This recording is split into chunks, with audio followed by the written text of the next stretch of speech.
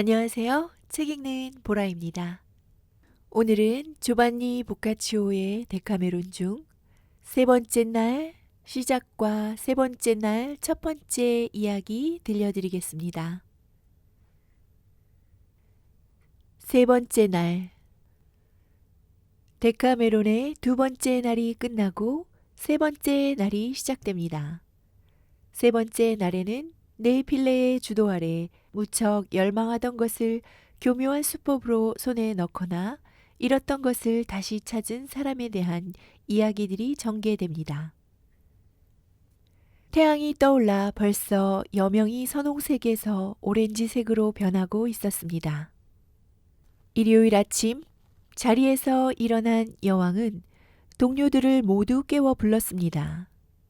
집사는 그보다 훨씬 더 일찍 일어나 그들이 가야 할 곳에 필요한 물건들을 충분히 꾸려 거기서 필요한 일을 준비할 사람들과 함께 이미 보내놓은 터였습니다. 그리고 여왕이 벌써 길을 나서는 것을 보자 마치 캠프를 정리하듯 남은 짐을 빠짐없이 마차에 실었는지 재빨리 확인하고는 배낭을 짊어지고 부인들과 청년들 곁에 남아있는 나머지 하인들을 데리고 길을 떠났습니다. 그 다음 주 일요일 8번째 날과 달리 미사에 참여한다는 내용은 나오지 않습니다. 여왕은 한껏 느린 걸음으로 부인들과 새 청년과 함께 앞서거니 뒤서거니 하며 아마도 20마리 남짓은 될 꾀꼬리와 다른 새들의 노래로 인도를 받으며 초록 잔디와 꽃들로 덮인 오솔길을 따라 걸었습니다. 이곳은 평소에 사람들이 잘 다니지 않는 길이었습니다.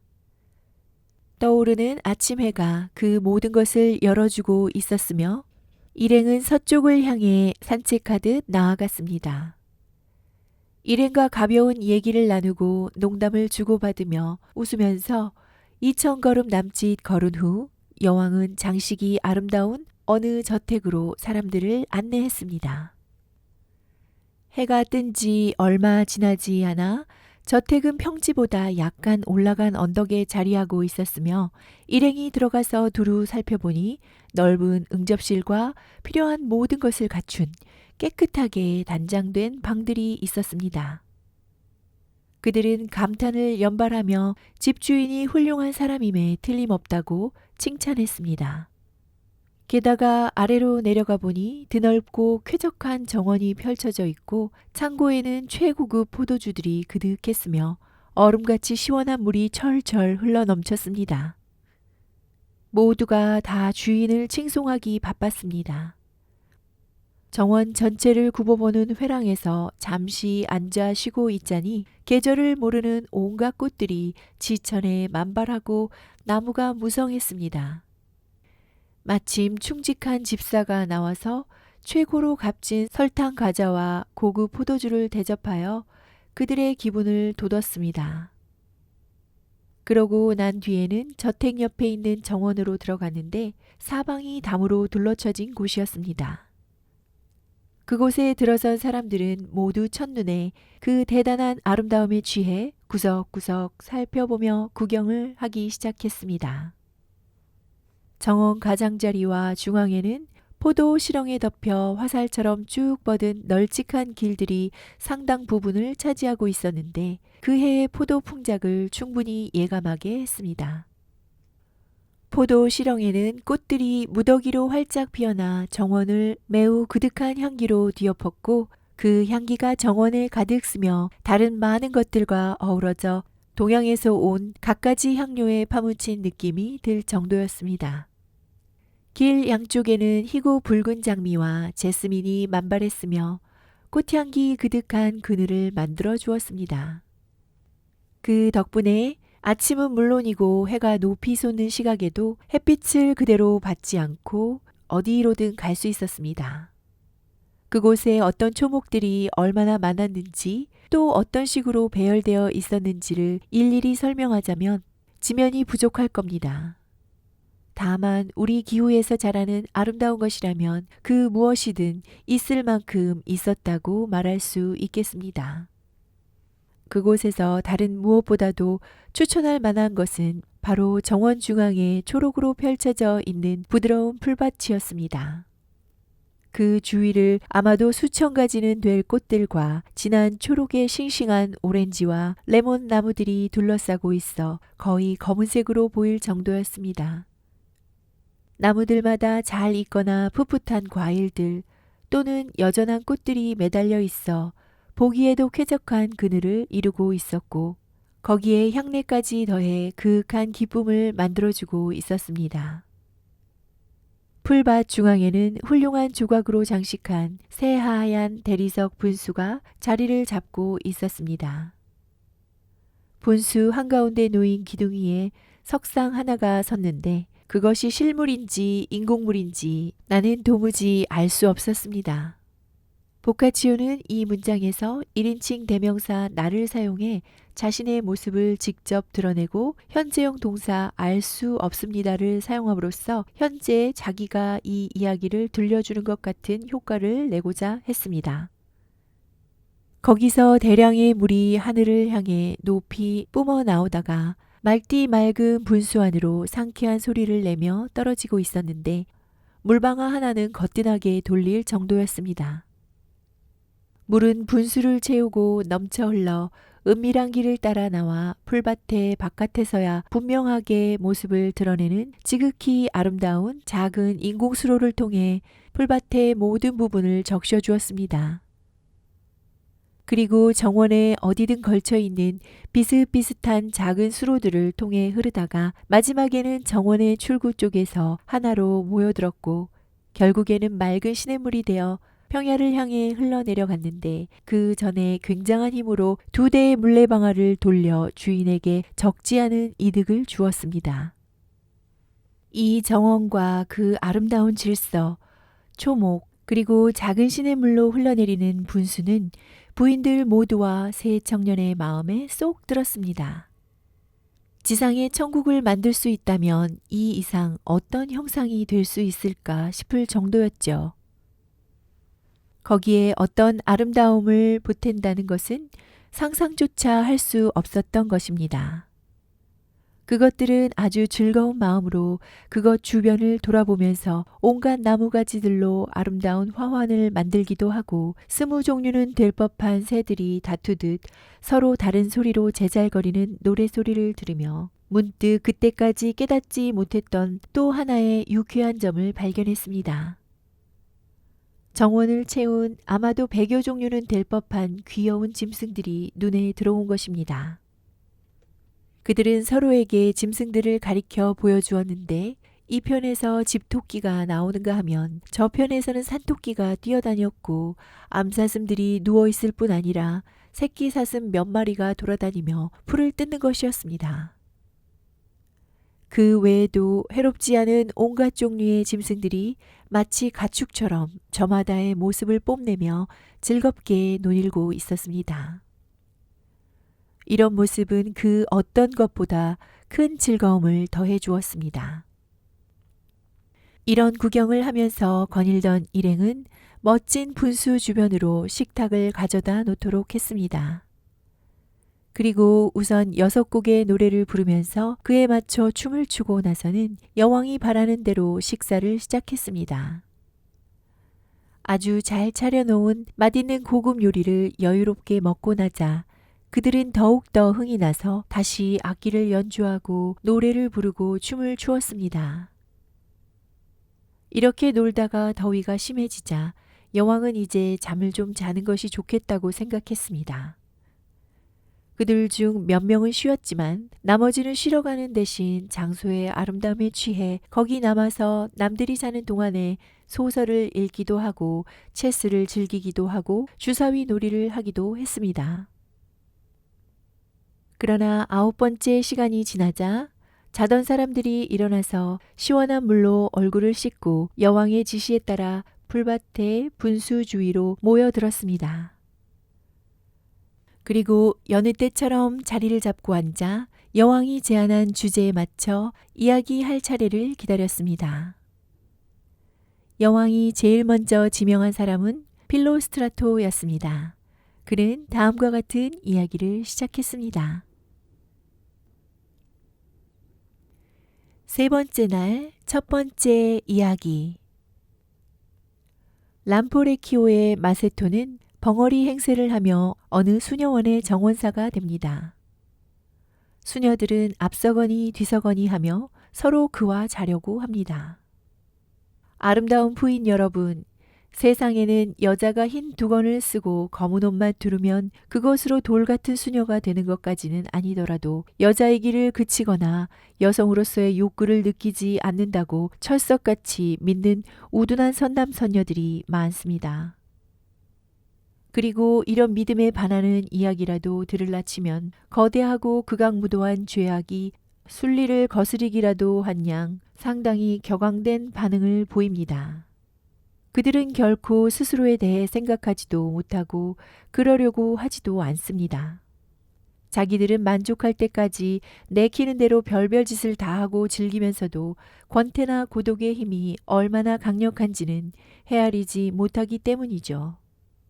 땅을 파고 괭이질을 하고 험하게 먹고 힘들게 사는 것이 이 땅을 일구고 사는 농부들의 욕정에 찬 성애를 죄다 없애버리고 지능이나 사고력까지 상실하게 만든다고 믿는 사람들도 여전히 많습니다. 이왕 여왕님께서 저를 지목하여 주셨으니 제안하신 주제를 벗어나지 않는 선에서 그렇게 믿는 사람들이 어떻게 배신을 당하는지 짧은 이야기로 여러분께 확실하게 보여드리고자 합니다. 우리가 사는 시골에 옛날부터 신성하기로 이름난 수녀원이 있었습니다. 그 명성을 조금이라도 해칠까 두려우니 이름은 말하지 않겠습니다. 오래된 일은 아닙니다만 이 수녀원에 젊은 수녀 8명과 수녀원장 1명이 살던 시절에 수녀원에 아주 멋진 정원을 돌보는 왜소한 몸집의 정원사가 있었습니다. 그런데 하루는 이 정원사가 급료에 불만을 품고 수녀원의 집사와 얘기를 끝내고는 람포레키오의 자기 고향으로 돌아가 버렸습니다. 그가 돌아가자 마을 사람들은 따뜻이 맞아주었어요. 젊고 몸집이 크며 사내다운 농부 마세토드도 그중 하나였습니다. 농사 짓기에는 얼굴이 빼어나게 잘생긴 데다 체격도 잘 빠진 사내였습니다. 누토라는 이름의 그 정원사가 오랫동안 마을을 떠나 있었기 때문에 마세토는 그동안 어디가 있었느냐고 물었습니다. 그리고 누토가 수녀원에서 살았다는 것을 알고는 무슨 일을 했는지 캐물었습니다. 누토는 차근차근 대답해 주었죠. 수녀원의 훌륭한 정원을 관리했네. 거기다 가끔 땔감도 마련하고 물도 깃는 등 잡다한 일도 좀 했지. 하지만 급료가 하도 박해서 신발 한 짝 사신을 수가 없었네. 게다가 수녀들이 죄다 어려서 몸에 악마를 기르는 것 같지 뭔가. 뭘 하든지 간에 도무지 기뻐하질 않는 거야. 정원에서 일을 하고 있으면 하나가 와서 이 일을 해달라 하고 다른 수녀는 또 저 일을 해달라 하고 또 다른 수녀는 아예 괭이를 내 손에서 빼앗아 들고는 내가 괭이질도 제대로 못한다고 하는 거야. 그런 일이 한두 번도 아니고 자꾸 그러니까 귀찮아서 이 일을 놓고 그냥 밖으로 나돌고 그랬지. 거기에 이런저런 일들이 겹친 데다가 거기에 있을 만큼 있었다는 생각도 들고 해서 그냥 와버렸네. 그런데 말이야, 내가 떠날 때 집사가 혹시 내가 하던 일을 계속 맡아줄 사람 좀 아느냐고 묻더군. 그래서 금방 알아서 보내주겠다고 했는데 적당한 사람을 못 구했네. 참나, 하느님이 소처럼 힘세고 참을성 있는 자를 보내주신다면 모를까. 어디서 그런 사람을 찾을 수 있겠나. 누토의 말을 들으면서 마세토는 그 수녀들과 함께 지내고 싶은 마음에 온몸이 흥분으로 들쑤시는 느낌이 들었습니다.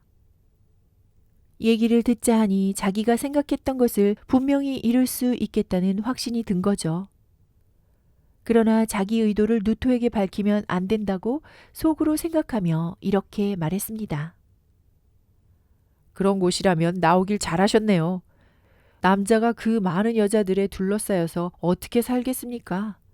차라리 마귀 떼와 사는 게 낫죠. 여자란 7번 중 6번은 자기가 뭘 생각하는지도 모르거든요. 그러나 얘기를 끝내기도 전에 마세토는 벌써 속으로 어떻게 하면 수녀원에 가서 수녀들과 함께 살 수 있을까 궁리하기 시작했습니다. 누토가 말한 이야기야 자기도 완벽하게 할 수 있다는 걸 알았으니 특별히 그 일을 이어받지 못하리라는 생각은 들지 않았습니다.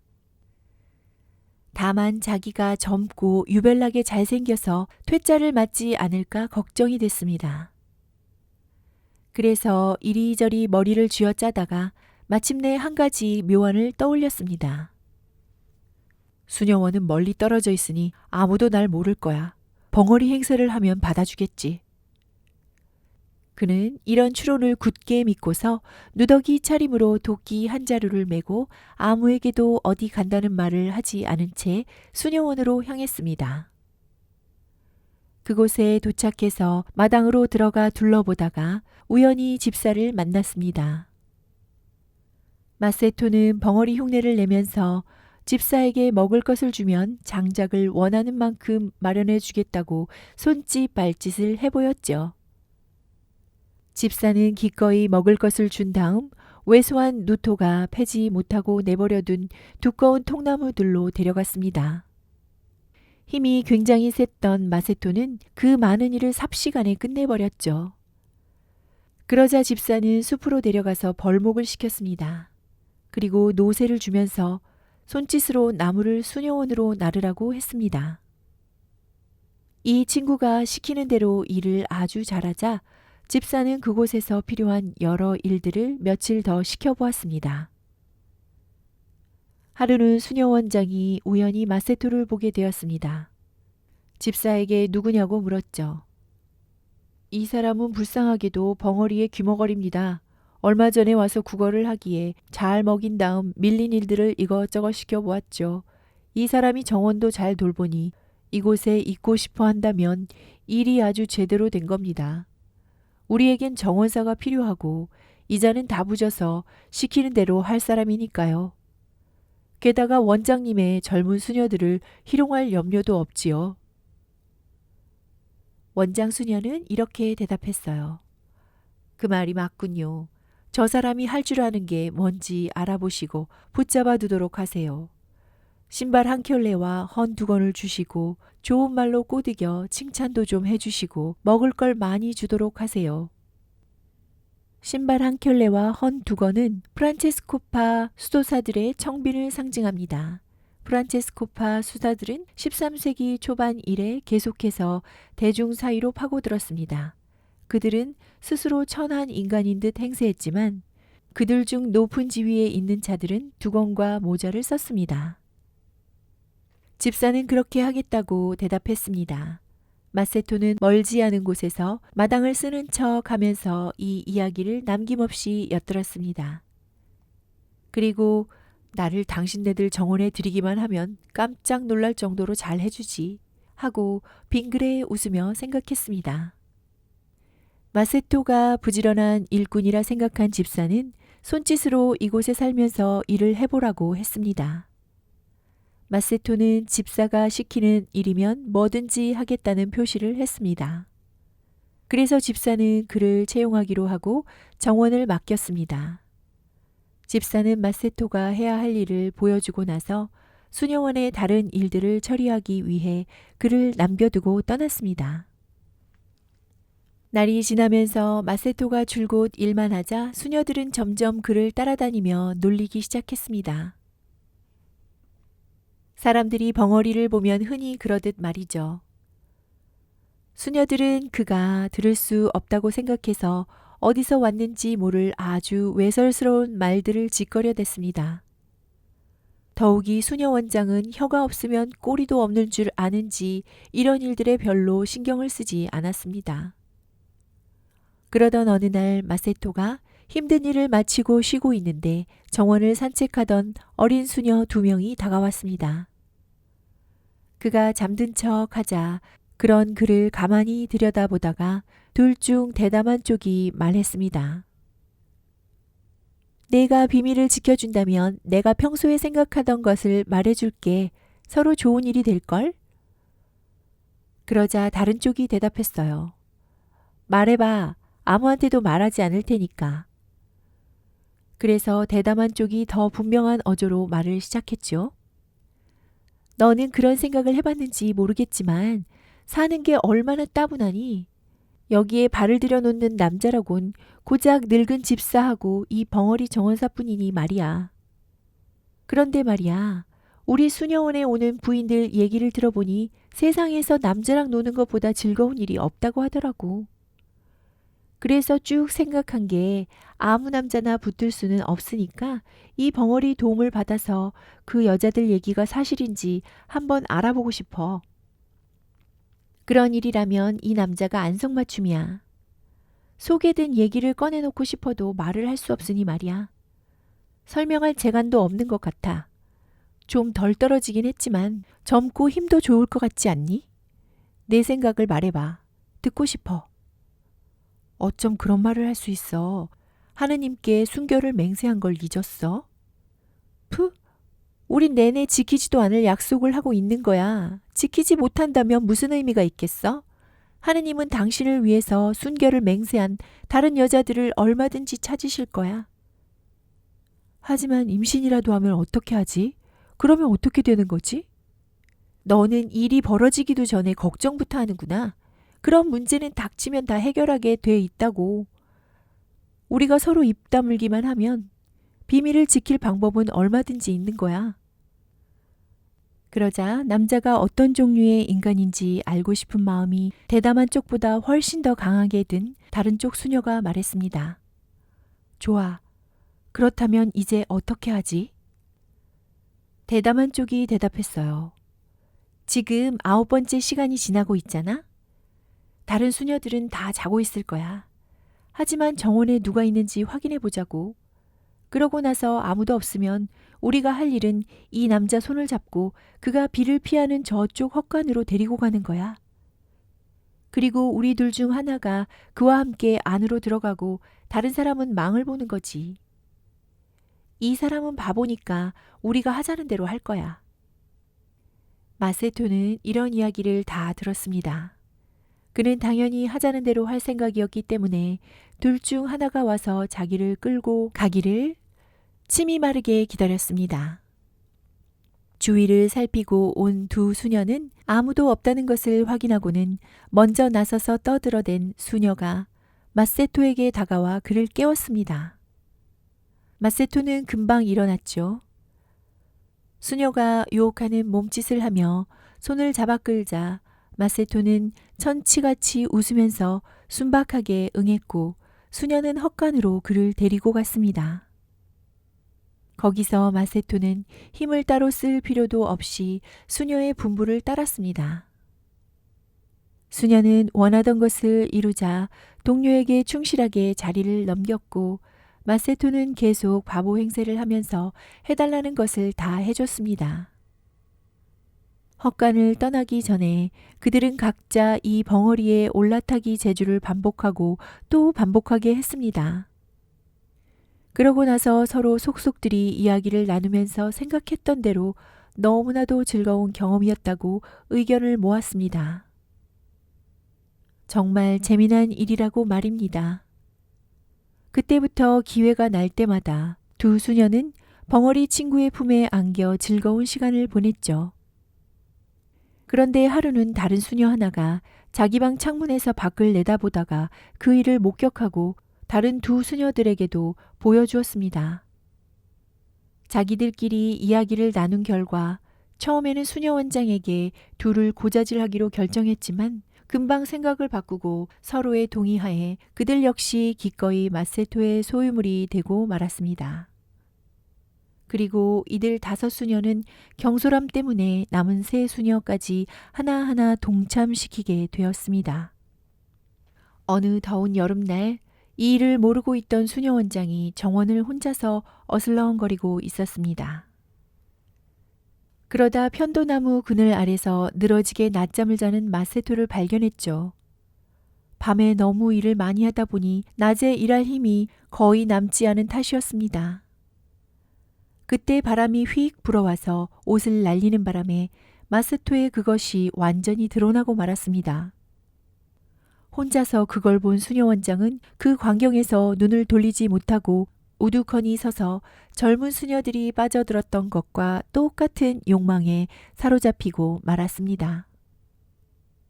그래서 마세토를 흔들어 깨워 자기 방으로 데려가서는 여러 날을 놔주지 않았습니다. 수녀들은 그 재주 많은 사내가 정원일을 중단했다는 사실에 요란하게 불만을 쏟아냈죠. 수녀 원장은 정원사를 제자리로 돌려보내야 했지만 그 전에 자신이 언제나 완강하게 거부해온 그 기쁨을 실컷 반복해서 맛보았고 이후로도 자기에게 정당하게 할당된 목보다 훨씬 더 자주 정기적으로 방문할 것을 요구했습니다.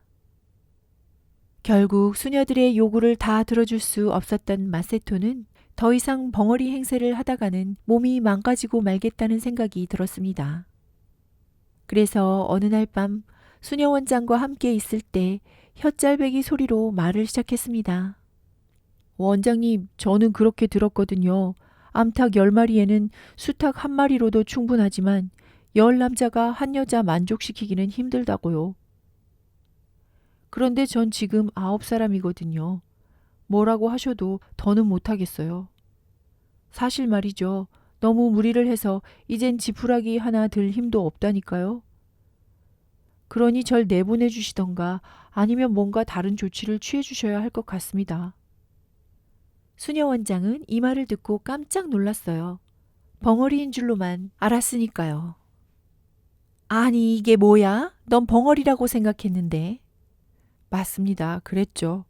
하지만 태어날 때부터는 아니었어요. 병을 앓고 난 뒤 말을 못하게 됐죠. 이제 하느님의 은총으로 바로 오늘 밤에 나아버렸네요. 수녀 원장은 그의 말을 믿었습니다. 그리고 9명에게 봉사했다는 말이 무슨 뜻인지 물었습니다. 자초지종을 들은 수녀 원장은 수녀들 하나하나가 자기보다 더 똑똑하다고 생각했습니다. 그래서 마세토를 내보내서 혹시라도 수녀원에 나쁜 소문이 돌게 하기보다는 수녀들과 함께 해결책을 찾아보기로 했습니다. 한편 늙은 집사가 그 며칠 전에 죽었습니다. 그래서 각자가 해온 일을 서로 알게 된 수녀 원장과 수녀들은 마세토의 동의를 얻어서 오랫동안 벙어리였던 마세토가 수녀들과 수녀원 수호 성인들의 덕성으로 이제 말하는 능력을 회복했으며 그에 따라 새로운 집사로 임명되었다고 주위 사람들에게 꾸며대기로 만장일치로 결정했습니다. 그들은 마세토가 자기들을 감당할 수 있도록 규칙을 만들어서 그에 따라 일을 나누하게 했습니다. 그리고 마세토는 수많은 어린 수녀와 수도사들의 아버지가 되었지만 수녀 원장이 죽고 난 뒤에도 전혀 새어나가지 않도록 모든 일은 비밀리에 진행되었습니다. 이제 마세토도 나이를 먹었고 자기 집으로 돌아가고 싶은 마음이 들었습니다. 그의 바람은 알려지는 즉시 받아들여졌습니다. 그렇게 해서 자식을 키우는 수고와 비용도 치르지 않은 채 늙은 아버지가 된 마세토는 선견지명으로 젊음을 잘 보내고 난 뒤 어깨에 도끼 한 자루 메고 떠났던 그곳으로 돌아갔습니다. 그렇게 둘도 없이 행복한 인생을 살 수 있었던 것은 전적으로 예수 그리스도 덕분이었다고 그는 늘 주장했다고 합니다. 여기까지 조반니 보카치오의 데카메론 중 세 번째 날 첫 번째 이야기 들으셨습니다. 여러분께서 주시는 구독과 좋아요, 알림 설정, 그리고 댓글은 저에게 사랑입니다. 끝까지 함께 해주셔서 감사합니다. 책 읽는 보라였습니다. 오늘도 행복하세요.